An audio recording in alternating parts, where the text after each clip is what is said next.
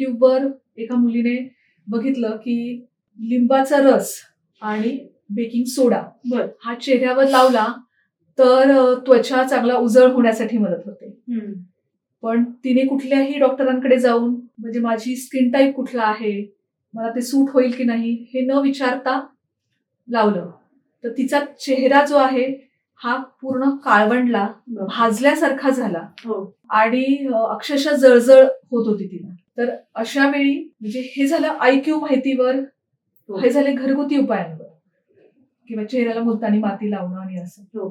तर याच्यातला हा जो काही वैज्ञानिक दृष्टिकोन आहे, म्हणजे आयुर्वेद हा वैज्ञानिक दृष्टिकोनातूनच त्वचेचे प्रॉब्लेम्स ट्रीट करतो. म्हणजे सगळ्यात पहिले तिची प्रकृती काय आहे, तर ती होती पित्त प्रकृतीची.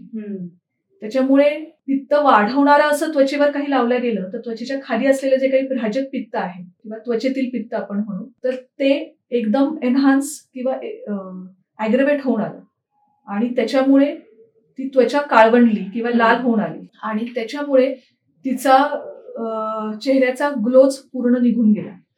तर तिच्या स्किन टाईप न लक्षात घेता, गट टाईप प्रकृती न लक्षात घेता जी काही तिने घरगुती उपाय करून बघितला तर तो तिच्या चेहऱ्यावर बेतला आपण असं म्हणू शकतो.